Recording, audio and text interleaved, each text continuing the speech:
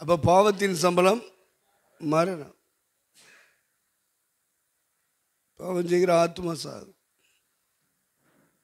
எசேக்கியேல் இருக்குல்ல, எசேக்கியேல் 18 2-3 பாவம் செய்கிற ஆத்மா சாகு.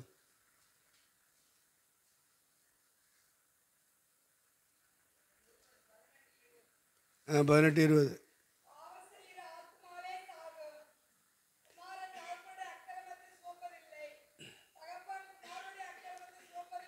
போதும். ஒரு மனிதனுடைய ஆன்மா எப்போ சாகுது? பாவம்னா எதெல்லாம் பாவம்?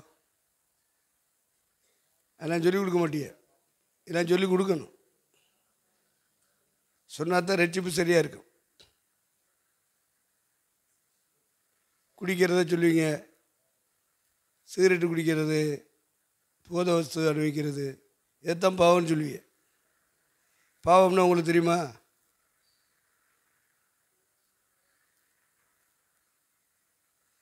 பாவம் செய்கிற ஆத்துமா. அப்போ பாவம்னா என்னன்னு பைபிள் சொல்லுதோ அதைத்தான் நீங்களும் பாவம்னு சொல்லணும். உங்களுக்கு சிலது பாவம்னு தெரியும், அதை போட்டு சொல்லிட்டு இருப்பீங்க.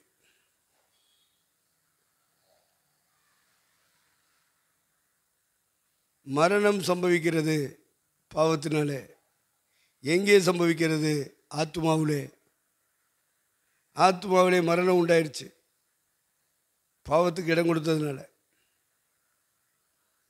மரித்து போன ஆன்மா உயிர்ப்பிக்கப்படணும். உயிர்ப்பிக்கப்படணும்னா ஜீவன் அடையணும்.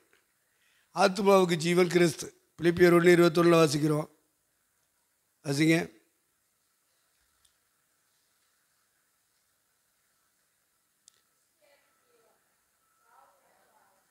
அப்போ கிறிஸ்து ஜீவனாக வரணும். ஜீவன்னா நித்திய ஜீவன். ஜீவன் என்ன அர்த்தம்? மனுஷனுக்கு 2 ஜீவன் இருக்கு. அதெல்லாம் படிக்கணும். படிக்காமல் பைபிளை தூக்கிட்டு பெருசாக நான் வந்துட்டியே. இப்போ கேள்வி கேட்டால் பதில் சொல்ல தெரியாது. மனிதனுக்கு எத்தனை ஜீவன் இருக்கணும்? 2 ஜீவன் இருக்கணும் ஒரு மனுஷனுக்கு. ஒன்று ஆத்மாவில், இன்னொன்று சரீரத்தில். ஆத்மாவுக்கு ஜீவன் இயேசு கிறிஸ்து. சரீரத்துக்கு ஜீவன் எது? ரத்தம். சரீரத்துக்கு ஜீவன் எது? ரத்தம். ஆத்மாவுக்கு ஜீவன் எது? இயேசு கிறிஸ்து. இப்படி படிக்கப்பா. நாங்கள் பிரசவம் பண்ணுறோம், சொல்கிறோம், ஆத்மாதம் பண்ணுறோம், ஆராதனை, இப்படி சொல்லாதீங்க. அப்படி சொல்ல வைக்கிறது சாசு. அவருடைய அறிவில் தேரணும். படித்தாதான் முடியும். நாங்கள் ஊழியஞ்சேரின்னு சொல்கிறது சாசு சொல்லிக் கொடுப்போம். நீ தான் ஊழியஞ்சேரியா, எல்லாம் முடிஞ்சு போச்சு. ஜீவனில் வளர விட மாட்டான். நானும் ஜீவன் உண்டாயிருக்கும், அந்த ஜீவன் பரிபூர்ணப்பட வந்தேன். அப்படின்னா ஜீவன் உண்டாகிறது எப்படி? அந்த ஜீவன் வளர்ந்து வளர்ந்து வளர்ந்து வளர்ந்து பரிபூர்ணது போகிறது எப்படி? தெரியாது. கூட்டத்துக்கு வா, அரணை செய், பிரசங்கேளு, வேதம் படி, ஜெபம் பண்ணு, இதான் சொல்லுவாங்க. நீங்கள் அஸ்திவாரத்தை சரியாக போடுங்க விசுவாசிகளுக்குள்ள. ஏதோ பொழப்பு நடந்தால் போதும்ன்ட்டு போகாதீங்க. அதுக்கு வெளியே போய் வேலை பார்த்து கஞ்சி குடிக்கலாம்.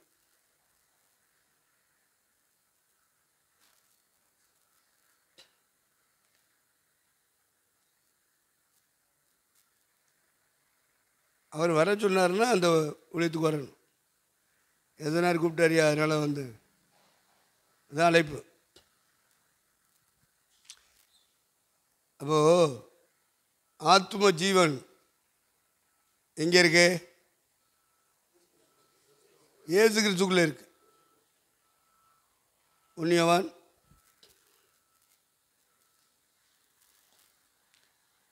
குமாரனுக்குள் இருக்கிறது அவருடைய ஜீவன். குமாரனுக்குள் இருக்கிறது. எத்தனாவது யாரும் எத்தனாவதுனா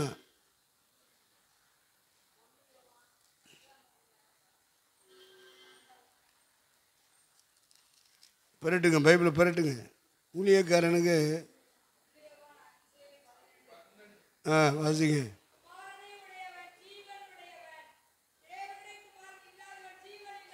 பார்த்தீங்களா? குமாரனுடைய ஜீவன் எங்கே இருக்கு? அது 13 வசனம்.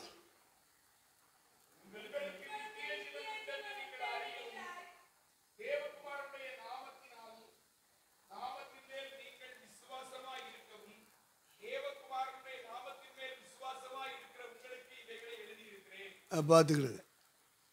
ஏசுன்னு சொல்கிறவனுக்கு இல்லை, இயேசுவை விசுவாசிக்கிறவனுக்கு. 11 வாசி.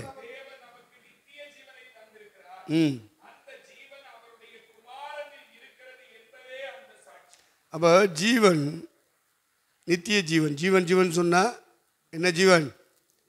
அப்போ பைபிளில் அப்படி மாற்றி மாற்றி எழுதியிருக்கோம். ஜீவன் எழுதியிருக்கோம், நித்திய ஜீவன் எழுதியிருக்கோம். இந்த ரெண்டும் கிறிஸ்துவை பற்றி இருக்குமானால் அதுதான் நித்திய ஜீவன். இந்த நித்திய ஜீவன் எங்கே இருக்கிறது என்றால் குமாரனுக்குள் இருக்கிறது. நித்திய ஜீவன் எங்கே இருக்கு? குமாரனுக்குள் இருக்கிறது. அந்த குமாரன் உயிர்த்தெழுந்து பரலோகம் போயிட்டார். சிலுவையிலே மரித்து அடக்கம் பண்ணப்பட்டு உயிர்த்தெழுந்து பரலோகம் போயிட்டார். இந்த இயேசுவை சுவிசேஷமாக அறிவிக்கிறாங்க. அப்போ சுவிசேஷத்தில் 1 தீமோத்தி 1:10 வாசிக்கிறோம். என்ன எழுதியிருக்கு? 2 தீமோத்தி 1:10.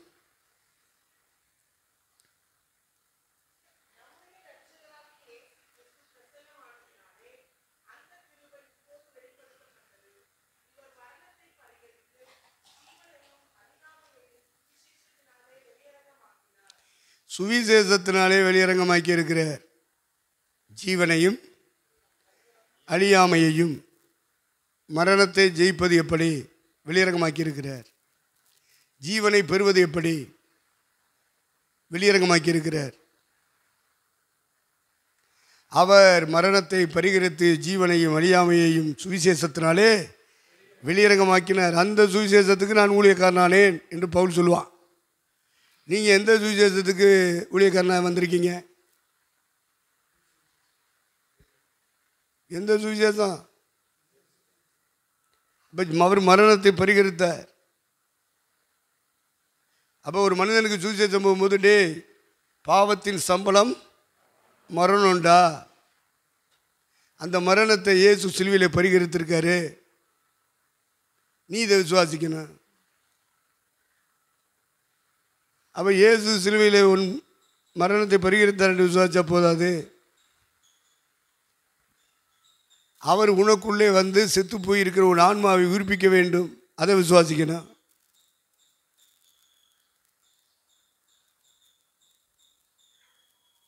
இப்படி ஆன்மாவிலே ஜீவன் அடைஞ்சவங்க அந்த ஜீவனில் வளரணும், பரிபூர்ணப்படணும். இதெல்லாம் யார் சொல்லிக் கொடுப்பா? அந்த சுவிசேஷத்துக்கு ஊழியக்காரனாக வரணும் நீங்கள் எல்லாம். அதான் கண் திறக்கப்படுகிற ஊழியம்னு சொன்னேன். நீங்கள் சொல்கிற சுவிசேஷத்தில் எந்த இயேசு வர்றாருன்னு தெரியல. நீங்கள் எந்த இயேசுவை சொல்கிறீங்க?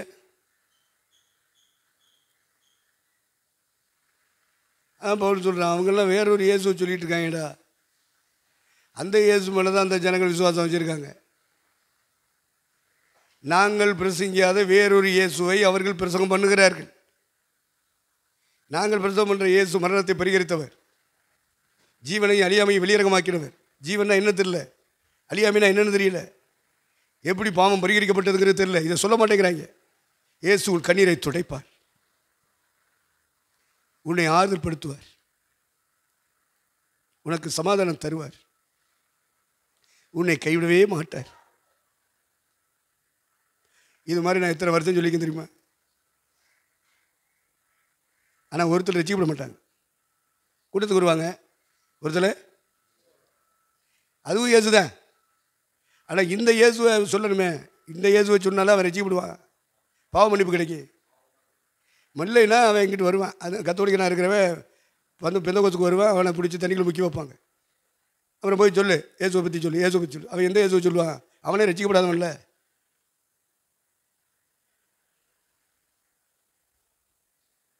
கூட்டத்தை கூட்டுறதெல்லாம் பரலோகம் போகாதப்பா. ரட்சிப்பு போடுங்கப்பா, அதான் அஸ்திவாரம். நம்மளை சுற்றி இருக்கிற ஊழியக்காரன் பூரா அப்படி தான் செய்கிறான். கிறிஸ்து இல்லை, கிறிஸ்து இல்லாத கூட்டம், கிறிஸ்தவ கூட்டம் அது. ஆனால் கிறிஸ்து இல்லாத கூட்டம். நீங்கள் கொஞ்சம் கண்ணை திறந்து பாருங்கள், என்ன ஊழியம் செஞ்சிட்ருக்கோம்? நம்ம செய்கிறத தேவன் அங்கீகரிப்பாரா? இல்லை நம்ம பிழப்புக்காக செஞ்சுக்கிட்டு இருக்கோமா? இல்லை பேரும் போலும் சம்பாதிக்கிறதுக்காக செஞ்சுக்கிட்டு இருக்கோமா? இல்லை பணம் சம்பாதிக்கிறதுக்காக செஞ்சுக்கிட்டு இருக்கோமா? செத்தா நரகம். நீ எவனாக இருந்தாலும் சரி, எவளாக இருந்தாலும் சரி, நீ எத்தனை கூட்டம் நடத்தினாலும் சரி, சாவுன்னு ஒன்று வரும். செத்தின பரலோகம் கருப்பா செப்பான்னு தெரியாது. பெரிய கோடீஸ்வர பிரபு ஐஸ்வர்யவான் போயிட்டான் பாதாளத்துக்கு. நீ ஏமாத்துறான். அவனை ஏசு சொல்லாதவனா கோடீஸ்வரன்? அவனு ஜெபம் பண்ணுறவன்ப்பா. அதனால தான் ஆபிரகாமை தன் தகப்பனேன்னு சொன்னான் பாதாளத்தில் போய். அவன் 3 வேளை ஜெபம் பண்ணுறவன் தான், பைபிள் வாசிக்கிறவன் தான், சர்ச்சுக்கு போகிறவன் தான். பாதாளத்துக்கு போயிட்டானா இல்லையா? உன்னை நீயே ஏமாத்திராத. பிசாசு உன்னை ஏமாத்துறதுக்கு இடம் கூடாத. நீ பிரசவம் பண்ணாட்டாலும் பரவாயில்ல, பரலோகத்துக்கு வரணும். ஜெபக்கூட்டம் நடத்தாட்டாலும் பிரச்சனை இல்லை, பரலோகத்துக்கு வரணும். எப்படியாயிலும் நான் மரித்தோரிலிருந்து எழுந்திருக்கும்படி தகுதி ஆகும்படிக்கு எல்லாவற்றையும் விட்டேன், குப்பையுமாக எண்ணுகிறேன். அந்த இடத்துக்கு வரணும். சும்மா போக முடியாது பரலோகம்.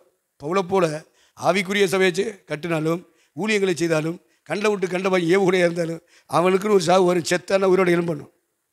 அதனால சொல்ல, நான் எப்படியாயிலும் உயிரோடு எழும்பிடணுப்பா. என்ன செய்யணும்? எப்படியாயிலும் உயிரோடு எழும்பிடணுப்பா. எனக்கு சாவணும் ஒன்று வந்து நான் நரத்து போயிடக்கூடாதியா.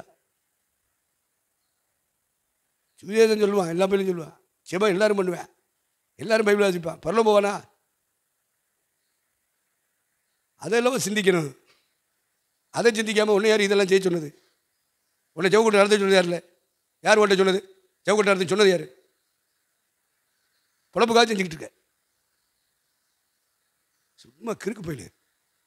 இப்படிப்பட்டவங்கெல்லாம் இறங்கிட்டாங்க சுற்றி. ஊழியக்காரன் கையை தட்டிக்கிட்டு குதிக்கிறாங்க. இவனை யார் பிரசவம் பண்ண சொன்னது? இவனை யார் ஜெபக்கூட்டம் நடத்த சொன்னது? இவனை யார் பாட்டு ஆரம்பிச்ச சொன்னது? இதெல்லாம் தேவனுடைய ராஜ்யத்தை கட்டாது. அவன் செத்தாலும் பரலோக மாட்டான். அவனுக்கு ஒரு கூட்டமே இருந்தாலும் அந்த கூட்டம் நடத்துக்கும். அப்படி தான் வசனங்களை நான் உங்களுக்கு காமிச்சிக்கிட்டு இருக்கேன். நான் காண்பிக்கிற வசனங்கள் அத்தனையும் உங்கள் கையில் இருக்கிற பைபிள். ஏன் பைபிளில் இருக்க சொல்லலை, உங்கள் பைபிளில் இருக்கிறத நான் சொல்கிறேன். கையில் தீவெட்டியை பிடிச்சிக்கிட்டே குழியில் விழுந்த கதை தான் அநேக பாஸ்ட்மாருடைய கதை.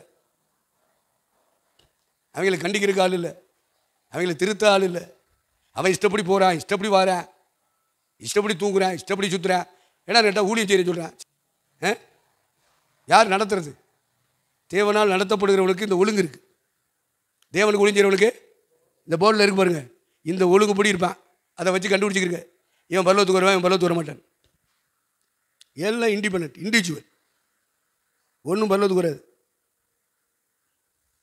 அதனால் இது தேவன் குமாரனை அனுப்பினார். குமாரனுக்குள் நித்திய ஜீவனை வைத்து அனுப்பினார். குமாரன் சிலுவையிலே நமக்கு மரித்ததினாலே தேவன் உங்கள் மேல் என் மேல் வைத்த அன்பு விளங்க பண்ணப்பட்டிருக்கு. சிலுவையில் தான் இறைவனுடைய அன்பு விளங்க பண்ணப்பட்டு இருக்கிறது. ரோமர் 5:8 வாசிங்க.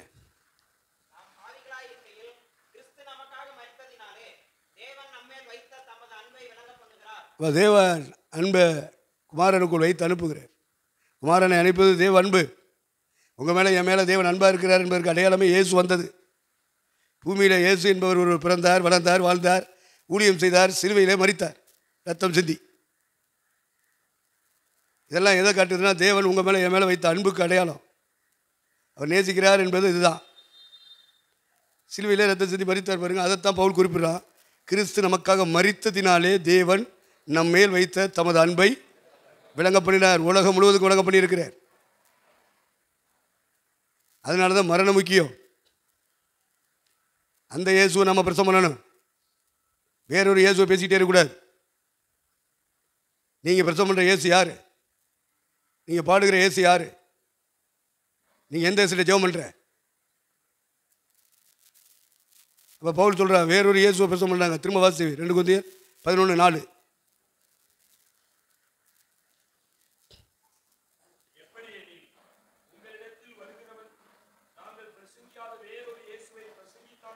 நல்லா கவனிங்க. நாங்கள் பிரசங்கியாத வேறொரு இயேசுவை பிரசங்கிக்கிறான். நீங்கள் எந்த இயேசுவை பிரசங்கம் பண்ணுறீங்க? இப்போ பவுல் சொல்கிறானே, இவன் பிரசவம் பண்ணுற இயேசு வேறு, பவுல் பிரசவம் பண்ணுற இயேசு வேறு. அவன் பிரசவம் பண்ணிக்கிட்டு இருக்க ஊழி செஞ்சுட்டு இருக்க காலத்தில் இன்னொருத்தன் இயேசுவை பேசுகிறான். அவன் பேசுகிற இயேசு யார் கண்டுபிடிச்சல? அந்த இயேசு யாரப்பா?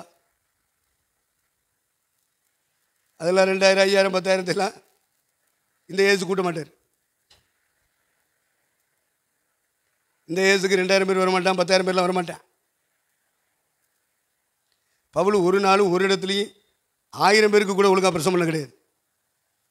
போகிற இடத்துல எல்லாம் 10, 25, 50 இப்படி தான் ஜனங்கள் ரசிக்கப்பட்டாங்க.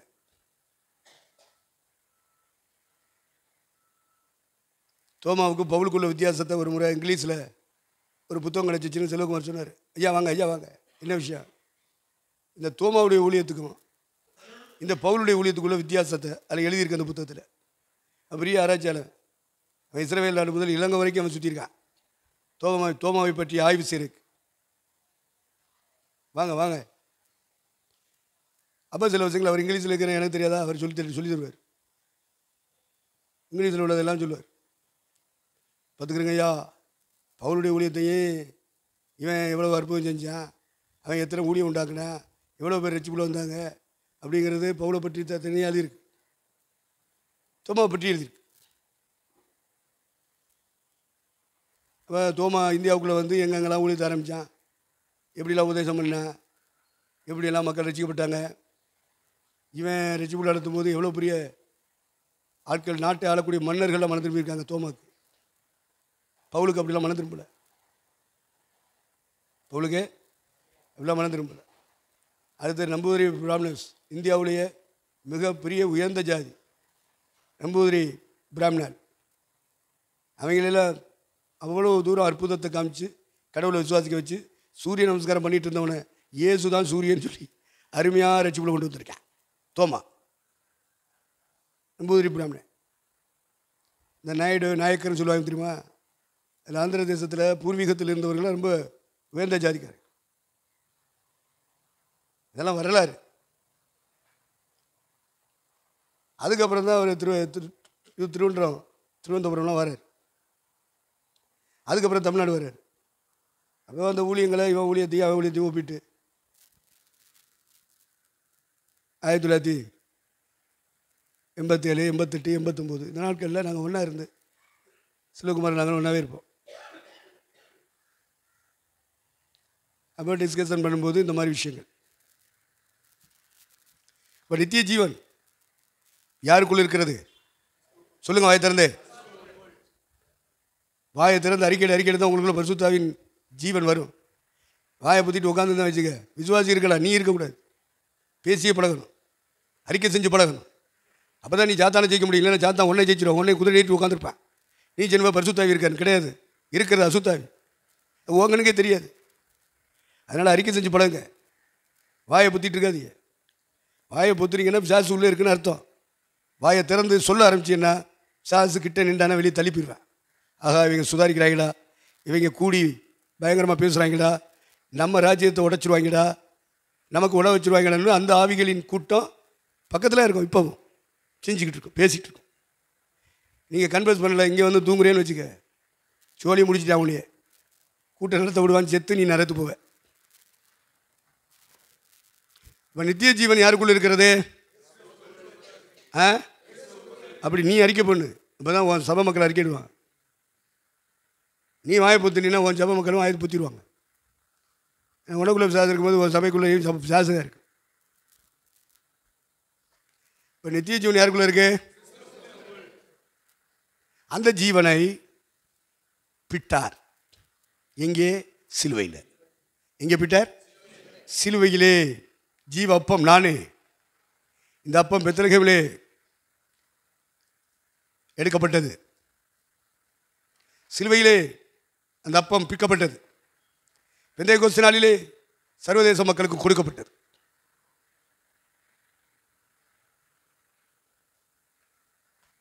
பெத்லகேமிலே அல்லது யோர்தானிலே எடுக்கப்பட்டது, சிலுவையிலே பிக்கப்பட்டது.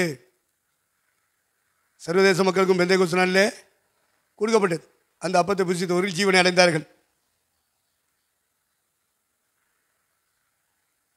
ஒரு சின்ன கின்ஸ் கொடுத்துருக்கேன். அதை நீங்கள் எந்த அளவுக்கு புரிஞ்சுக்கிட்டீங்களோ தெரியாது.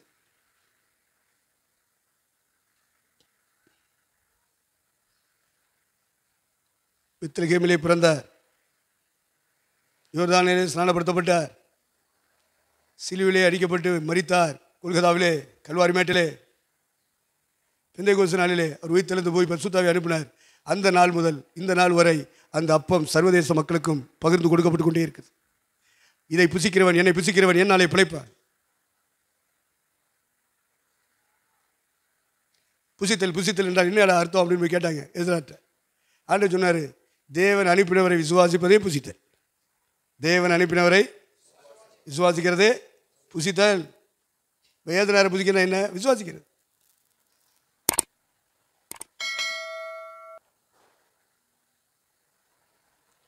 யோவான் 4ஆம் அதிகாரம் 28, 29 வாசிங்க.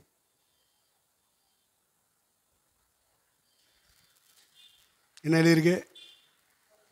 யோவான்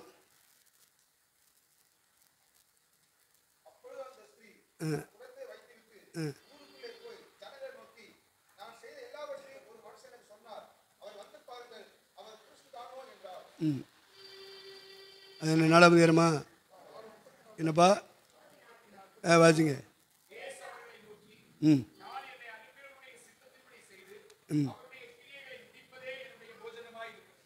எத்தனை வசனம் அது? 4:34. என் வசனத்தை கேட்டு 24 என்ன?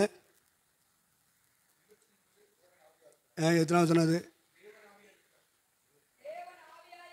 4:34 தானே? அவருடைய போஜனா இருக்கு போவா. வாசி.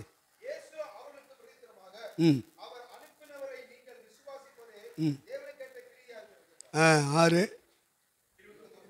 அதை குறிச்சிக்கிறீங்க. இதுதான் புசிக்கிறது. 6:27 வாசிங்க.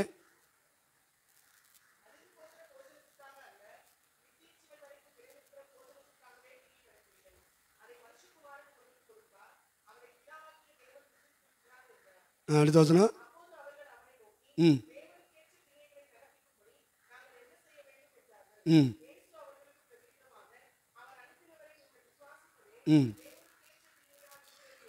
போதும். இதெல்லாம் ஒரு காலத்தில் மனசில் இருந்தது, மறைஞ்சு போச்சு, மறந்து போச்சு.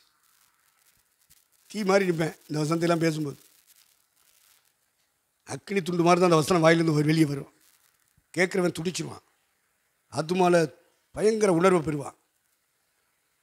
இப்போ எல்லாம் மறந்து போச்சா, வயசாகி போச்சா? ரெண்டா போலிகள் நிறைய பெருகிருச்சு, போலிகள் நிறையா பெருகிருச்சு நம்மளை சுற்றி. அதனால் நமக்கு எல்லாமே வீக்காகி போச்சு. அப்போ அழிந்து போகிற போஜனத்திற்காக என்று சொல்கிறது, நம்ம உழைச்சி சம்பாதிக்கிற சாப்பிட்றோம்ல, அதான் அழிந்து போகிற போஜனம். அழிந்து போகிற போஜனத்திற்காக அல்ல, நித்திய ஜீவன் வரைக்கும் நிலை நிற்கிற போஜனத்துக்காகவே கிரியை நடப்பீங்கள். அப்போது நித்திய ஜீவன் வரைக்கும் நிலை நிற்க முடியாது உள்ள போஜனம் தான் ஜீசஸ். அவர் தான் ஜீவ அப்பம். அவரை சாப்பிடணும். இப்போ நாங்கள் அவர் சொல்கிறார் கிரியை நடப்பிக்கணும்னு சொல்கிறார். அப்போ நாங்கள் அழியாத அந்த போஜனத்துக்காக நாங்கள் உழைக்கிறோம்யா. அதுக்கு நாங்கள் என்னையா செய்யணும்? இந்த நித்திய ஜீவனை பெறுவதற்கு நாங்கள் என்ன செய்யணும்? அப்போ அவர் அனுப்பினவரை விசுவாசிப்பதே தேவனுக்கேற்ற கிரியை. அந்த கிரியை நடப்பிக்கணும். அழிந்து போகும் போஜனத்துக்காக அல்ல, நித்திய ஜீவன் வரைக்கும் நிலை நிற்கிற போஜனத்துக்காக கிரியை நடப்பீங்கள், உழையுங்கள், உழைப்பை செய்யுங்கள் என்று சொல்கிறார். அப்போ அழிந்து போகிற போஜனத்துக்காக தான் உலகம் பூரா உழைக்கிறான். அந்த சாப்பாட்டுக்காக தான் உழைக்கிறான், சம்பாதிக்கிறான், மார்க்கெட்டு போகிறான், மளிகை கடை போகிறான், அரிசி கடை போகிறான், சமைச்சு எடுத்து சாப்பிட்றான். இந்த போஜனத்துக்கு பேர் என்ன சொல்கிறாரு இயேசுனாரு? அழிந்து போகிற போஜனம். அழிந்து போகிற போஜனத்திற்காக அல்ல உங்கள் உழைப்பு, நித்திய ஜீவன் வரைக்கும் கொண்டு போய் சேர்க்கிற காரியத்துக்காக, நிலை நிற்கிற போஜனத்துக்காக செயல்படுங்கள், நீங்கள் உழைப்பை செய்ய வேண்டும் சொல்கிறார். அப்போ அது தெரியல மக்களுக்கு. அது என்னையா நித்திய ஜீவனா என்ன? நிலை நிற்கிற போஜனம் சொல்றீங்களே, அது என்ன போஜனம்? குமாரனை விசுவாசிப்பதே, அவரை அனுப்பினவரை விசுவாசிப்பதே தேவனுக்கேற்ற கிரியை. அப்புறம் இயேசுவை ஏற்றுக்கொண்டால் அது ஜீவப்பம். அதை நீங்கள் ஏற்றுக்கொண்டால் உங்களுக்குள்ளே ஜீவன் உண்டாகும். அப்போ ஆன்மாவுக்கு ஜீவன் இயேசு கிறிஸ்து ஜீவாப்பம். இயேசுவை பிரசங்கிக்கிறாங்க, இயேசுவை உயர்த்தி பாடுறான், இயேசுவை பற்றி சூசன் சொல்கிறான், இயேசுவை பற்றி பிரசவம் பண்ணுறான், இயேசுவே இயேசுவேன்னு சொல்லி ஜெபம் பண்ணுறான்.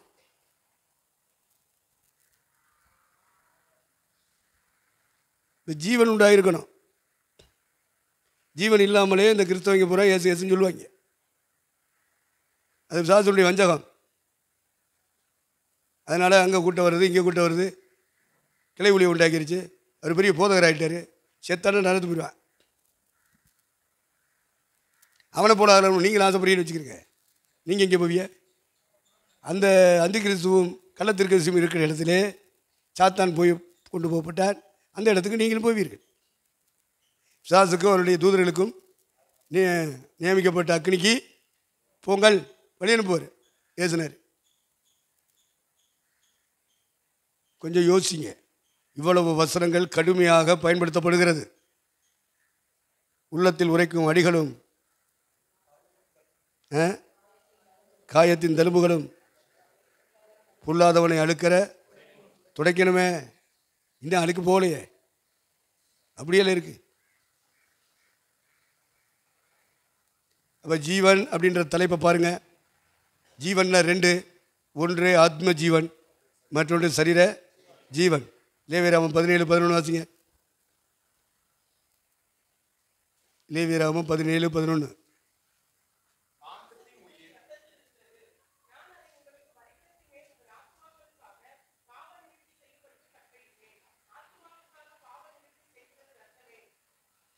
அப்போ மாம்சத்தின் உயிர் இரத்தத்தில் இருக்கிறது. உங்களுக்கு எனக்கு மாம்சம் இருக்கு. இந்த மாம்சம் இந்த பூமியில் இயங்குவதற்கு காரணம் ரத்தம்.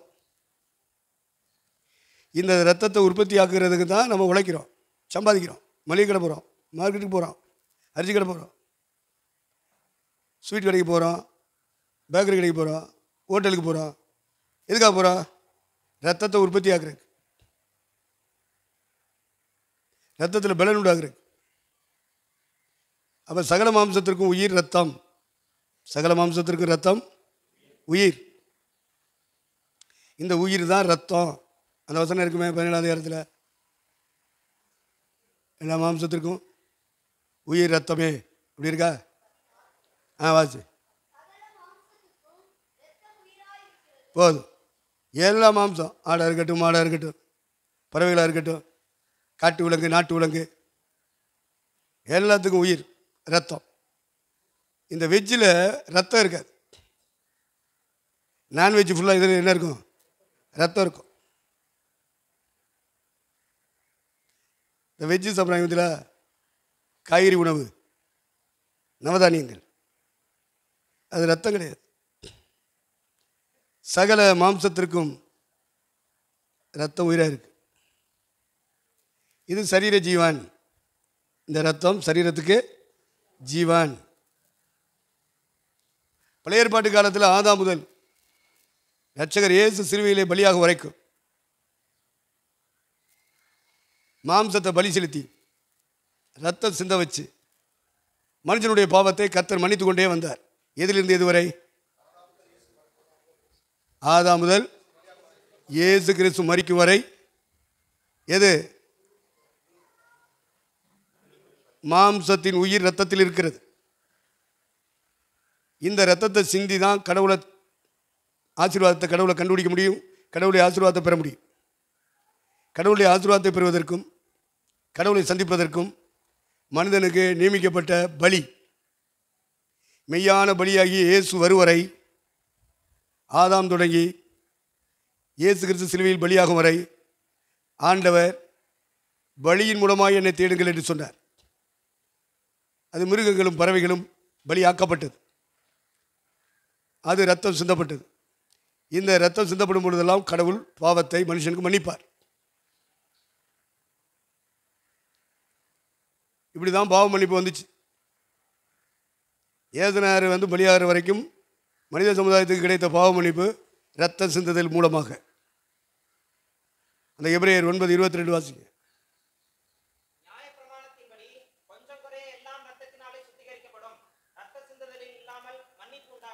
ரத்தம் சிந்துதல் இல்லாமல் மன்னிப்பு இல்லை. கடவுள் ஒரு மனுஷன் செஞ்ச பாவத்தை மன்னிக்கணும்னா ரத்தம் சிந்தப்படணும். அந்த ரத்தம் சிந்துவதற்கு சில மிருகங்களை, பறவைகளை கர்த்தர் சொன்னார். அந்த மிருகங்களை கொண்டு பலி செலுத்தணும், ரத்தம் சிந்தணும். சிந்திட்டு கடவுளை என்னை ஆசீர்வதியோ, என் பாவங்களை மன்னியோ, ஆண்டவரே என்ன கைவிடாதுனா அப்படின்னு போய் ஒரு ஜெபம் பண்ணணும். அந்த ஜெபம் பரலோகம் போகணும்னா நீ முதலாவது ரத்தம் சிந்தணும். முதலாவது என்ன செய்யணும்? ரத்தத்தை முதலாவது காட்டு. அதனால தான் ஆதாம் பாவம் செய்தது போது அவர் ஒரு மிருகத்தை அடித்து தோலுடை உண்டாக்கி அவர் நிர்வாணத்தை மறைத்தார். எதுக்கு? நிர்வாணத்தை மறைக்கிறது மட்டும் உள்ள விசேஷம். அவன் செஞ்ச பாவம் மன்னிக்கப்படணும், அதுக்கு ரத்தம் சிந்தணும். அதை சொல்லிக் கொடுத்தாரு. அதை ஆதாம் ஏவாள் வந்து காயினுக்கு ஆபேலுக்கு சொல்லிக் கொடுத்தாங்க. ஆபேல் கடைப்பிடிச்சாங்க, காயின் கடைப்பிடிக்கலை. அதனால தான் விசுவாசத்தினாலே ஆபேல் காயினுடைய பலியை பார்க்கிலும் மேன்மையான பலியை செலுத்தினான். மேன்மையான பலினா ரத்தம் சிந்ததோடு அவன் செலுத்திய பலி, அதான் மேன்மையான பலி. காயின் அப்படி செலுத்தலை. எப்படி யாராச்சும் என்ன தோத்திரம் போடணும், அல்லையில சொல்லணும், கை தட்டணும், சோழி முடிஞ்சு. ரத்தம் சிந்துதல், ரத்தம் உயிருக்கு சமானம், ஜீவனுக்கு சமானம். அதனால தான் உங்கள் ஆத்துமாவுக்கு பாவ நிவர்த்தி செய்யும்படி நான் அந்த ரத்தத்தை கட்டளையிட்டேன் என்று மோசையை கொண்டு கர்த்தர் பேசுவார்.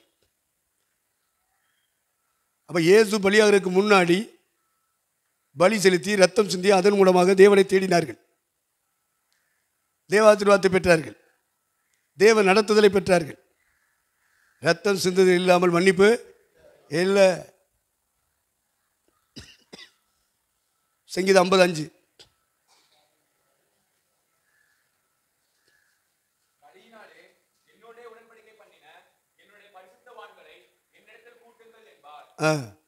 அப்போ பலி இப்போ இவ்வளோ தூரம் சொல்லிட்டு வந்தல, எத்தனை பேர் தலையில் இருக்குன்னு தெரியாது. எத்தனை பேர் தலையில் கர்த்தர் எழுதினாரு தெரியாது. மனசில் எழுதி இருதயத்தில் வைப்பாரா, இருதயத்தில் எழுதி மனசில் வைப்பாரா அவருடைய வசனங்களை, வார்த்தைகளை. கேட்டுட்டு விட்டுட்டு போகிறவெல்லாம் பரலோகத்துக்கு வர மாட்டேன். இப்போ சத்தியத்தை அறிய அறிய அவனுக்குள்ளே சில விடுதலை உண்டாகிட்டே இருக்கும். சத்தியத்தை அறிவீர்கள், சத்தியம் உங்களை விடுதலையாக்கும். அப்போது ஆதாம் முதல் இயேசு கிறிஸ்து வரைக்கும் பலி செலுத்துதலை கர்த்தர் நியமித்திருந்தார். அந்த பலி எதற்கு அப்படின்னு சொன்னால் ரத்தம் சிந்துவதற்கு. ரத்தம் எதற்கு என்று சொன்னால் செய்த பாவத்துக்கு மன்னிப்பு பெறுவதற்கு. செய்த பாவத்திற்கு மன்னிப்பை பெறுவதற்கு. அதுக்கு தான் பலி, அதுக்கு தான் ரத்தம் சிந்தப்பட்டது. ரத்தம் சிந்த இல்லாமல் மன்னிப்பு இல்லை. இப்போ இரட்சகர் இயேசு கிறிஸ்து சிலுவையிலே அடிக்கப்பட்டு ரத்தம் சிந்தினார். அவருடைய ஜீவன் பகிர்ந்து கொடுக்கப்பட்ட இடம், பிக்கப்பட்ட இடம், பிறப்பிக்கப்பட்ட இடம், சுடப்பட்ட இடம். நான் ஜீவாப்பம் நானே அப்படிங்கிறேன். இது சிலுவையிலே நொறுக்கப்பட்டது. நம்முடைய அக்கிரமங்களின் நிமித்தம் அவர் நொறுக்கப்பட்டார். நம்முடைய மீறுதல்களின் நிமித்தம் அவர் காயப்படுத்தப்பட்டார். அந்த அப்பம் சிலுவையில் நொறுக்கப்பட்டது, உடைக்கப்பட்டது, பிக்கப்பட்டது, பெந்தேகோஸ்து நாளிலே கொடுக்கப்பட்டது. அதை வாங்கி புசித்தவர் எல்லாரும் போன இடமெல்லாம் சபை உண்டாச்சு, போன இடமெல்லாம் ஆராதனை உண்டாச்சு, போன இடமெல்லாம் சுவிசேஷம் பரப்பப்பட்டது. என்னை புசிக்கிறவன் என்னாலே பிழைப்பான் என்று இயேசு சொன்னார். அப்போ சரீரத்துக்கு ஒரு ஜீவன் இருக்குது, ஆத்மாவுக்கு ஒரு ஜீவன் இருக்குது. இப்போ சரீர ஜீவனை பற்றி லேவியராகமம் 17 சொல்லுது. நித்திய ஜீவனை பற்றி 1 யோவான் 5:11 சொல்லுது.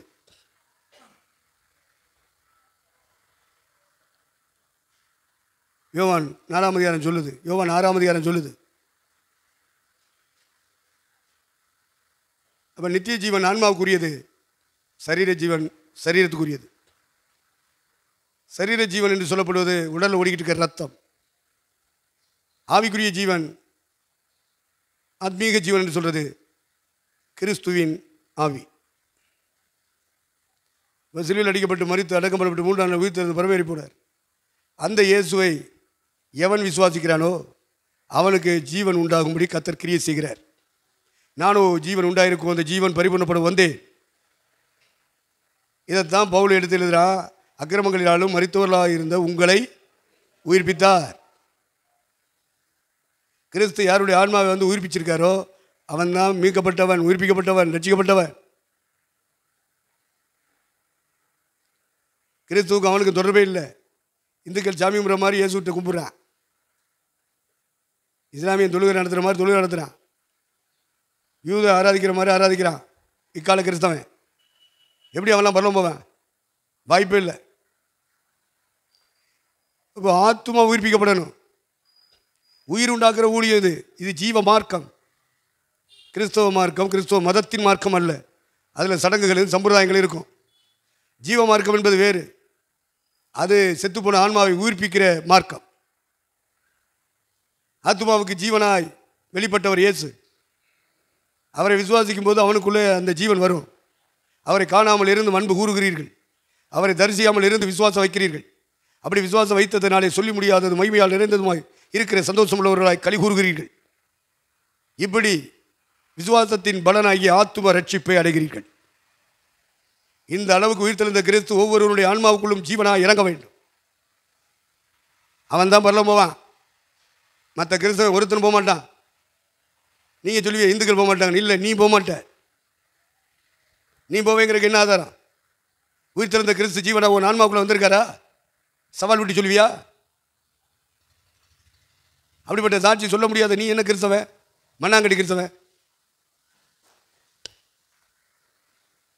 ஒரிஜினலில் இருக்கிற இடத்துல டூப்ளிகேட் நிறைய பிரிச்சு. அதனால கண்டனம் பண்ணி தான் பேச வேண்டியிருக்கு, கடிந்து கொண்டு தான் பேச வேண்டியிருக்கு. உயிர் இல்லையே, ஆத்மாவில் உயிர் இல்லையேப்பா. ஆத்மாவிலே ஜீவன் அழியாமையையும் ஜீவனையும் சுவிசேஷத்தினாலே வெளியரங்கமாக்கினார். அந்த சுவிசேஷத்துக்கு நான் ஊழியக்காரனானே. அந்த சுவிசேஷத்தின் கதாநாயகனே இயேசு கிறிஸ்து. அப்போ அவர் ஒரு மனிதனுக்குள்ளே விசுவாசத்தின் மூலமாய் வருவாரானால் அவன் ஆன்மா ஜீவன் அடையும். அப்படிப்பட்டதை சொல்லலாம், கிறிஸ்து எனக்கு ஜீவன். மணிப்பூரி எரியுது. உடனே எல்லாரும் குரல் கொடுக்குறா. நீ குரல் கொடுத்து என்ன நடக்க போகுது? மூதேவி, நீ பரலோகம் போகிற வழியை பார். கண்டன பேர் நடத்துகிறாங்களா? கண்டன கூட்டம் நடத்துகிறாங்களா? சாத்தானு பிறந்தவங்க. மணிப்பூரில் உன் பக்கத்தில் கோடி கோடி செத்துக்கிட்டு இருக்கு ஆத்மாவில். அது உன் கண்ணுக்கு தெரியல. அந்த ஆத்மாவுக்கு ஜீவன் வேணுமே, கொண்டு கொடுத்துருக்கியா? மணிப்பூரில் செத்தாங்களா? இவங்க குரல் கொடுக்குறாங்களா? சாத்தானுக்கு பிறந்தவங்க. அவன்லாம் கிறிஸ்தவன் இல்லைலே, கத்தோலிக்க கிறிஸ்தவன் மாதிரி அவன்லாம் மதம் மாறிய கிறிஸ்தவன். ஆத்மாவில் ஜீவன் கிடையாது. நாம் கிறிஸ்தவ மதத்துக்காக போராடக்கூடாது. ஜீவனை பெற்ற கிறிஸ்தவர்களுக்காக போராடணும். இயேசு கிறிஸ்துடைய ஜெபமே என்ன தெரியுமா? 17 யோவான் சுவிசேஷம் 15 வாசிங்க.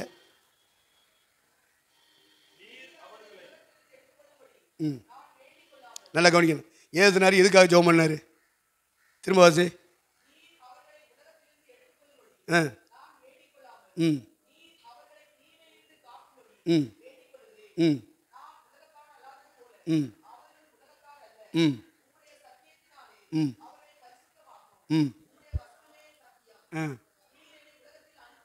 ம்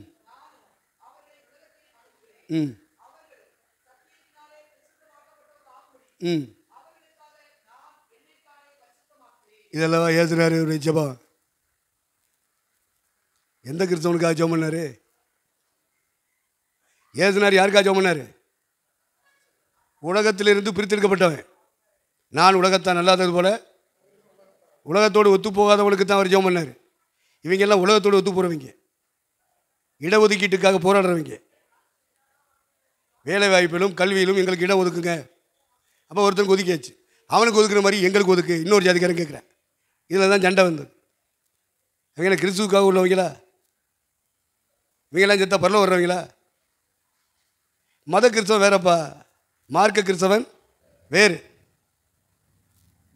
யாருக்கு ஜெபம் பண்ணணும்? ஏதனால் யாருக்கு ஜெபம் பண்ணார்? அறிவு இருக்கா அவங்களுக்கு? இவங்களுக்கு சத்தியம் தெரியாது, இவங்க ரட்சிக்கப்படவே இல்லை. இந்த என் தெருவில் எத்தனை பேர் சாகுறாங்க, எனக்கு ஒன்றும் துடிக்கலை. என் தெருவில் இந்த ஜெபத்தில் நான் இருக்கேன், என்னை சுற்றி இருக்கிறவங்களுக்குள்ள வீடுகளில் சாவு நடக்குது, எனக்கு ஒன்றும் துடிக்கலையே. எனக்கு தெளிவாக தெரியும், அவங்க செத்தாங்கன்னா எங்கே போவேன்? நரகத்துக்கு போகிறவனுக்காக நான் ஏன் துடிக்கணும்? இந்த தெருவில் உள்ளவங்களாம் போய் கட்டி பிடிச்சி அழுவாங்க, நான் அழுக மாட்டேன். நான் உலகத்தை நல்லன்னாரு ஜீசஸ். உங்களுக்குள்ள உலகத்தின் ஆவி இருந்தால் உங்களுக்கு துடிக்கும், பரிசுத்தாவி இருந்தால் துடிக்காது. அவங்களாம் மதத்து கிறிஸ்தவங்க, மதம் மாறினவங்க. அந்த குக்கி இனத்தவர் அத்தனை பேரும் மதம் மாறினவன். இவன் மதம் மாறாதவன், இந்துக்கள் அப்படி சொல்ல. ஆவிக்குரிய கிறிஸ்தவனை சொல்லலை. ஆவிக்குரிய கிறிஸ்தவனை கர்த்தர் அட்வான்ஸாகவே தப்புவிப்பார். பூச்சக்கரம் முழுவதும் அக்னி சோதனை வந்தாலும் சரிதான், நான் உன்னை தப்புவிப்பேன். இதான் வாக்குத்தத்தா. அப்புறம் மாதாந்திர வாக்குத்தத்தை என்னத்தை கொடுக்குறிய? வருடாந்திர வாக்குத்தத்தை என்னத்தை கொடுக்குற? நான் கர்த்தருக்காக வாழ்கிறேன், நான் கர்த்தருடைய ஊழியக்காரன் எதுக்கு சொல்கிறேன்? கர்த்தர் அட்வான்ஸாகவே உன்னை தப்பிப்பார். இல்லை நீ அந்த கொரோனாவில் சாகணும்னு திட்டம் வச்சுருந்தாலும் கொரோனாவில் சாக வேண்டியதான். இந்துக்கெல்லாம் உயிரோடு இருக்கேன், ஊழியக்காரன் முறை சாகுறேன், அதனால் ஊழியக்காரன் சரியில்லைன்னு சொல்ல முடியுமா? எந்த காலத்தில் சாவு வரணுமோ அவனுக்கு வந்து தான் ஆகும். சாவுக்கு ஒருத்தனை தப்பு வைக்க முடியாது. இதுக்கு கண்டன பேர் நடத்தின முட்டாப்பை இல்லை, குரல் கொடுக்குறேன்னு சொல்ல முட்டாப்பை இல்லையா? நீ யார்? நீ ஆவிக்குரிய கிறிஸ்தவன்னா உன் ட்ராக்கே வேறு. ஏசுனார் ஆவிக்குரிய கிறிஸ்தவன், அதனால் அவர் ட்ராக் வேறு. அவரை விசுவாசிக்கிறவங்களுக்காக தான் அவர் ஜெபம் பண்ணுறார். யார் உலகத்திலேருந்து பிரிக்கப்பட்டு கர்த்தரோடு இசைஞ்சு வாழ்கிறாங்களோ அவங்களுக்காக மட்டும்தான் ப்ரேயர். இது கிடையாது. இதெல்லாம் நீங்கள் விளங்கிக்கிறீங்க. நம்மளால என்னையே பண்ண முடியும்? தேசத்தில் அழிஞ்சு ஒரு ஆத்துமாக்களுக்காக ஜெபம் பண்ணலாம். உயிரோடு இருந்தால் சுவிசேஷம் இது ரெண்டு தான். ஏசுனார், ஜெபம் பண்ணார், அடுத்து சுவிசேஷம் சொன்னார். அவருடைய சபை எப்படிப்பட்டது அப்படின்றத புரிஞ்சுக்கிறோம். அப்போது உலகத்திலிருந்து இவங்களெல்லாம் எடுத்துக்கொள்ளணும்னு ஜெபிக்கல. பிதாவே, இவங்களை உலகத்தில் இருக்கிற காலம் வரைக்கும் உங்களுக்கு தீமை வரும், சோதனை வரும், அவங்களே நீர் தப்புவிக்கணுன்றதுக்காக ஜெபிக்கிறேன் பிதாவே. ரெண்டாவது ஜெபிக்கிறது அந்த மக்கள் யார்? உலகத்திலிருந்து வேறு பிரிக்கப்பட்டவர்கள். நான் உலகத்தார் அல்லாதது போல இவர்களும் உலகத்தார் அல்ல. அவங்களுக்காக தானே ப்ரேயர் பண்ணார். இதெல்லாம் உங்களுக்கு எனக்கு புரியணும், ரைட்? இப்போ நித்திய ஜீவன் கிறிஸ்துக்குள்ளே இருக்குது. நித்திய ஜீவன் என்பது ஆன்மாவுக்குரியது, அது கிறிஸ்துக்குள்ளே இருக்குது. இந்த கிறிஸ்துவை மக்கள் விசுவாசிக்கும்படி சுவிசேஷம் அறிவிக்கணும். அவர்கள் சுவிசேஷத்தை கேட்டு விசுவாசிப்பார்களானால் விசுவாசத்தின் பலனாகிய ஆத்தும ரட்சிப்பை அடைவார்கள். அந்த ஆத்தும ரட்சிப்புக்கு பேர் தான் ஜீவன், நித்திய ஜீவன். ஆன்மாவுக்குள்ளே வரும். அவங்க விசுவாசிக்கும் போது உயிர்த்தெழுந்த கிறிஸ்துவின் ஆவி அவங்களுக்குள்ளே வரும். கலாத்தியர் 4:6.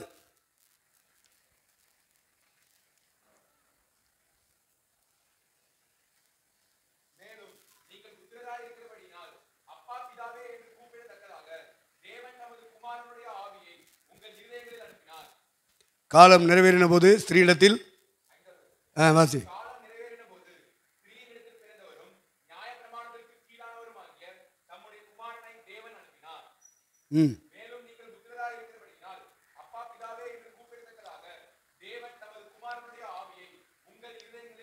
இதாப்பா அக்கிரமங்களினாலும் பாவங்களினாலும் மரித்த ஆத்துமாவை உயிர்ப்பிக்கிறது உயிர்த்தெழுந்த கிறிஸ்துவின் ஆவி. அப்படி ஆவி இல்லாதவன் கிறிஸ்தவன் அல்ல. மதம் மாறின கிறிஸ்தவன், கத்தோலிக்க கிறிஸ்தவன், உலகம் பூரா இருக்கான் ஜிஎஸ் கிறிஸ்தவன். இவங்களும் சரி, யூதரும் சரி, இந்துக்களும் சரி, இவங்கெல்லாம் ஒரே நேர்கோட்டில் வர்றவங்க. கிறிஸ்துவ மதத்தில் அவங்க மாறினதுனாலையோ கிறிஸ்துவ பேரை வச்சுருக்கிறதுனாலையோ நாம் துடிக்கணும்னு அவசியம் கிடையாது. பொதுவாக எல்லா மக்களுக்காகவும் துடிக்கணும், ஒன்று போல் துடிக்கணும். அவங்களுக்கு சுவிசேஷம் கொண்டு சேர்க்கணும். இது ரெண்டு வேலை தான் நம்ம செய்ய முடியும். கண்டன குரல் ஏற்படுத்துகிறதோ, ஆர்ப்பாட்டம் ஏற்படுத்துகிறதோ, அரசாங்கத்தை எடுத்து குரல் கொடுக்கறதோ, இதெல்லாம் ரட்சிக்கப்பட்டவன் செய்ய மாட்டான். யார் செய்ய மாட்டா? ரட்சிக்கப்பட்டவன் செய்ய மாட்டான். இதெல்லாம் ஜெபக்குழுவில் ஜெபக்குறிப்பு வைக்கிறாங்க. அவங்களுக்கு இந்த சத்தியம் தெரியாதனால இப்போ இவ்வளோ நேரம் பேசுகிறேன் இல்லையா? 1 மணி நேரம் பேசியிருக்கேன். இந்த சத்தியங்கள் அவங்களுக்கு தெரியாது. அதனால தான் அவங்க அப்படி போகிறது. அவங்க ரட்சிக்கப்படாதவங்க. ரட்சிப்பு சரியாக இருந்தால் ட்ராக் அவங்களுக்கு நியமிக்கப்பட்ட பாதை கரெக்டாக இருக்கும்.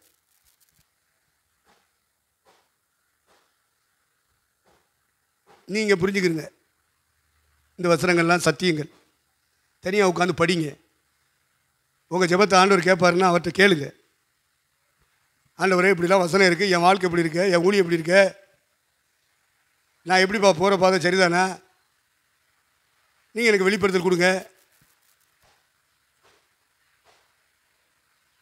அப்படின்னு தனியாக உட்காந்து கேளுங்க. தேவன் உங்களுக்கு வெளிப்படுத்துவார்.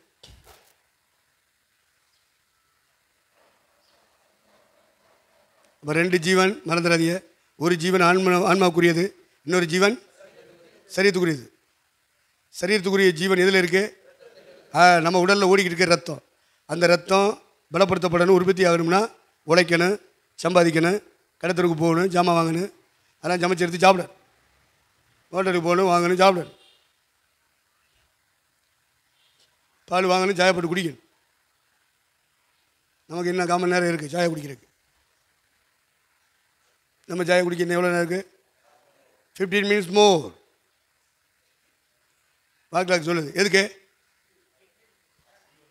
சாயை குடிக்க. என்ன குடிக்கணும்? சாயை. அதனால் தனியாக உட்காந்து ஜெபிங்க, கேளுங்க கடவுள்கிட்ட. அதுவே ஜீவ மார்க்கம். இந்த மார்க்கத்துக்கு பேர் என்ன? ஜீவனை பிறப்பிக்கிற மார்க்கம், ஜீவனை தருகிற மார்க்கம், ஜீவனை வளர்க்கிற மார்க்கம், ஜீவனை பரிபூர்ணப்படுத்துகிற மார்க்கம். இது மதமாற்றத்தினால் வருகிற கிறிஸ்தவம் அல்ல, பிறப்பில் வர்ற கிறிஸ்தவமும் அல்ல. இது மனம் திரும்புதல், பாவ மன்னிப்பு, ஸ்நானம், பரிசுத்தான அபிஷேகம், மாறுபாடுள்ள சந்ததியை விட்டு விலகி ரட்சித்துக் கொள்கிற அனுபவம். இதெல்லாம் ஜீவ மார்க்கம். ஜீவ மார்க்கத்தை தெரியப்படுத்துவி. சங்கீதம் 16:11.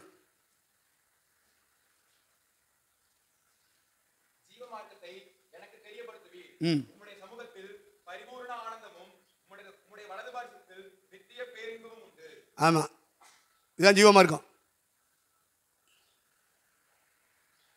இப்போ ஜீவன் ஆத்துமாவுக்குள்ளே வரணும். பார்த்தீங்களா? உன் ஆத்துமா வாழ்கிறது போல நீ எல்லாவற்றிலும் வாழ்ந்து சுகமாகிறன்னு சொன்னாங்களே அப்போஸ்தலர்கள். சரீரத்தில் கிறிஸ்தவனாக இருக்கானே அவனையா? மதமான கிறிஸ்தவனாக இருக்கானே அவனையா? பிறப்புலையே கிறிஸ்தவத்தில் பிறந்து வர்றானே, கிறிஸ்தவ பேர் வச்சுக்கிட்டு அவனையா பார்த்து சொன்னாங்க? இதெல்லாம் பகுத்தறிவு வேணும். இப்பெல்லாம் பகுத்தறியணும். நீங்கள் கூட்டத்துக்கு வர்றவங்களாம் கிறிஸ்தவம் கிடையாது. ஜீவ மார்க்கத்தை எனக்கு தெரியப்படுத்துவி. ஆன்மாவில் ஜீவன் பெறணும். ஆத்மாவில் ஜீவன் அடைஞ்சவனுக்கு தான் அப்போஸ்தலர்கள் வாழ்த்துறாங்க. உன் ஆத்மா வாழ்கிறது போல நீ எல்லாவற்றிலும் வாழ்ந்து சுகமாயிருப்பாயாக. ஆத்மாவில் ஜீவன் இல்லை.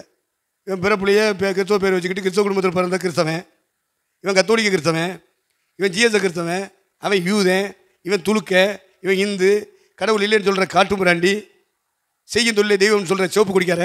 இப்படி ஜீவனுக்குள்ளே வரும். அவங்களுக்காக ஜெபிக்கணும். நம்ம கொடுக்கப்பட்ட வேலை என்னது? ஜெபிக்கலாம். 2வது சுவிசேஷம், ஜீவனை உண்டாக்குற சுவிசேஷத்தை கொண்டு போகணும். இதுதான் ஜீவ மார்க்கம். எபிரேயர் 10:19.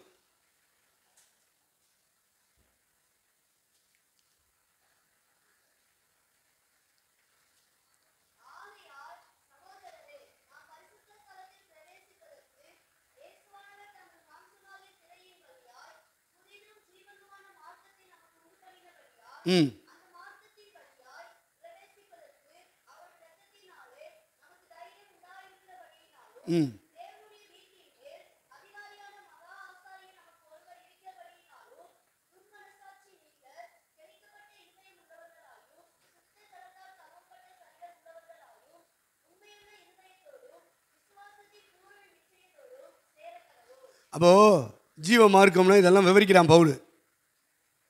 இந்த பாதையிலே வராதவன்லாம் எப்படி ஜீவனுக்குள்ளே வருவான், பரலோகத்துக்கு வருவான்? இதை நீங்கள் தனியாக உட்காந்து ஜெபிங்க. கர்த்தர் உங்களுக்கு சொல்லித் தருவார். அதை ஃபாலோ பண்ணுங்கள். இந்த பகல் வேலையில், இந்த மத்தியான வேலையில் மார்க்கம் ஜீவ மார்க்கம். அப்போ ஆன்மாவுக்கு ஜீவன் கிறிஸ்துவில் இருக்கிறது. சரீரத்துக்கு ஜீவன், மாம்சத்துக்கு ஜீவன் ரத்தத்தில் இருக்கு. ரத்தமும் ஊறணும், ரத்தத்துக்கு சத்து வேணும், பலம் வேணும். அதுக்கு தான் சாப்பாடு. சாப்பிட்டுட்டே இருப்பான் சில நாள். ஆனால் ஆத்மாவில் ஜீவன் இருக்காதுப்பா. சும்மா இயேசுனார் தான் ஜீவன், இயேசுனார் தான் எங்களுக்கு தலைவர், வீட்டின் தலைவர் இயேசுவே அப்படி எழுதி போட்டிருப்பேன். அப்படி எழுதி போட்டதுனால இயேசு எங்கள் தலைவராக இருப்பார்.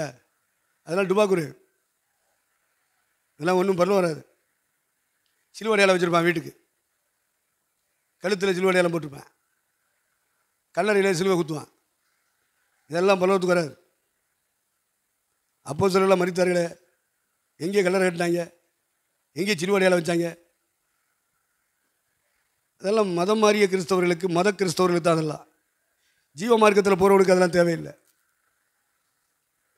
இதெல்லாம் உயிர் தள்ளக்கூடிய கூட்டம். ஜீவ மார்க்கத்தில் போகிற கிறிஸ்தவன் பூரா உயிரோடு எழுப்பிடுவான். அவனுக்கு இதெல்லாம் தேவையில்லை. எங்கள் ஐயா கிருஷ்ணன் ஐயா இங்கே இருந்தார். அப்போ எங்கள் எல்லாரையும் கூப்பிட்டுக்கிட்டே எழுதினார், நான் மரித்தால் எனக்கு கல்லறை கட்டக்கூடாது, கல்லறை கட்டக்கூடாது. இப்படி எவன் எழுதி கொடுப்பேன்? ஒரிஜினல் கிறிஸ்தவன் எழுதி கொடுப்பேன். டூப்ளிகேட் கிறிஸ்தவன் எப்படி கொடுப்பேன்? ஜீவ மார்க்கத்தை கண்டுபிடித்தவர்கள் இதெல்லாம் வெறுப்பார்கள். இதெல்லாம் என்ன செய்வாங்க? வெறுப்பான். ஏன்னா தனக்கு முன்னே போன அப்போஸ்தலர்கள்லாம் எப்படி எப்படியோ மரித்தாங்க. சிலர்லாம் அடக்கம் பண்ணப்படவே இல்லை. சரீரத்தை பீஸ் பீஸ் ஆக்கி விட்டாங்க. சரீரத்தை பீஸ் பீஸ் ஆக்கினான். கல்லறையே கட்ட முடியாது, அவனை புதைக்க முடியாது. அவ்வளோ பேர் ரத்த சாட்சி. அவனுடைய ரத்தத்தில் தான் சபையே எழும்பியிருக்கு. இவன் தீர்க்காயுசா இருக்கணும்னு சொல்லி வாழ்த்துறான். இவன் என்ன கிறிஸ்தவன்? கிறுக்கோழி பயிலுக. இவன் இப்படி தான் பேசுவான். இவன் சாவுக்கு பயந்தவன். ஜீவ மார்க்கத்துக்கு போகிறவன் சொல்லுவான், கிறிஸ்து எனக்கு ஜீவன், எனக்கு சாவுன்னு ஒன்று வந்து அது எனக்கு பெரிய லாபண்டா அப்படின்னு முழங்குவான். பார்த்தியா, அவன் தான் கிறிஸ்தவன். கண்டுபிடிச்சி அழுகிறவனா கிறிஸ்தவன்? கல்லறை கட்டுறவனா கிறிஸ்தவன்? கல்லறை தூரத்தில் இடம் வேணும்னு சொல்லி சண்டை ஓடிட்டு இருக்காங்க. நான் தாஜிந்து ஆரம்பிச்சு போனேன்.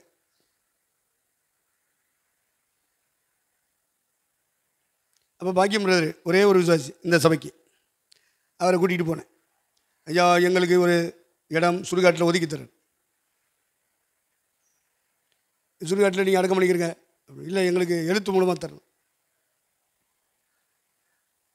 அப்போ அங்கே யார் யாரை புதைக்கிறாங்க? ஐயா இந்துக்களை ஒரு பக்கம் புதைக்கிறாங்க, கிறிஸ்தவங்களை புதைக்கிறாங்க. அப்புறம் என்ன, கிறிஸ்தவங்களை புதைக்கிறாங்கல்ல, நீனும் நீனும் கிறிஸ்தவம் தானே? ஐயா நாங்கள் பெந்தகோஸ் கிறிஸ்தவங்க, அவங்க சிஎஸ் கிறிஸ்தவங்க. நாங்கள் புதைக்க போகிற இடத்துல அவங்க தடுத்து விடுவாங்க. அவங்க தான் பல வருஷமாக புதைச்சிக்கிட்டு இருக்காங்க. அதனால் எங்களுக்கு வேறு பிரித்து கொடுங்க, டிவிஷன் பண்ணுங்கள்.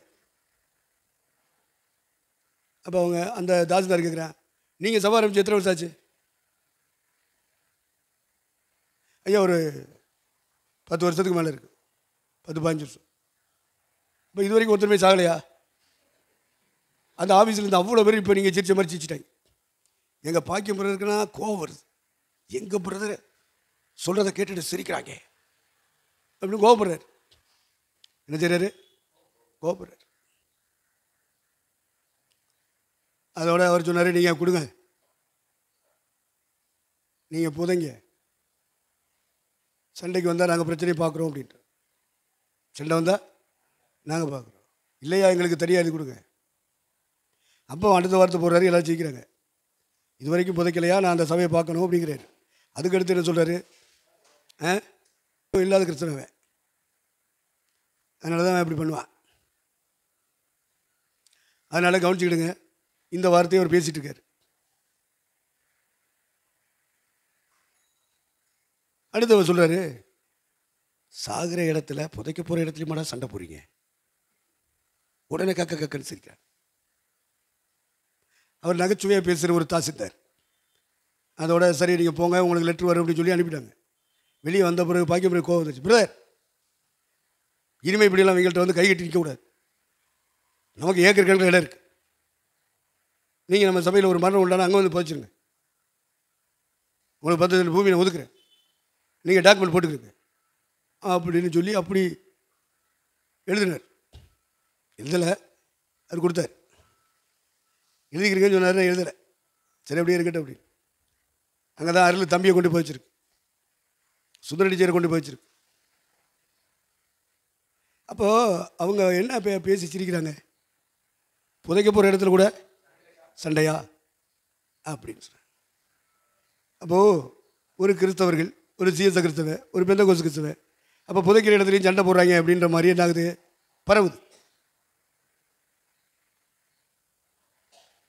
அப்போ பாக்கியம் பிரதர் அப்படிலாம் போக வேண்டாம், நம்ம தனியாக போய் வச்சுருவோம். அவர் சொந்த நிலத்தில் 10 சென்ட் என்ன செஞ்சார், ஒதுக்கிட்டார். அதனால் ராமேஸ்வரம் கிருபாசனம் இப்படி தான் அடக்காரனே நடத்துறது.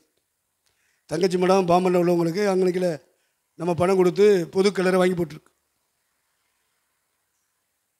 அந்த கல்லறையில் நம்ம சௌரியமாக அடக்க மாட்டோம், சௌரியெல்லாம் அடக்க மாட்டோம். இந்த ஒழுங்கில் தான் ராமேஸ்வரம் கிருபாசனம் போயிட்டுருக்கு. அதனால் ஜீவ மார்க்கத்தை தெரியப்படுத்துகிறேன். இந்த ஜீவ மார்க்கத்தில் போகிறவங்க வந்து சாவை குறித்து பயப்பட மாட்டாங்க. சாவு அவங்களுக்கு ஆதாயம்.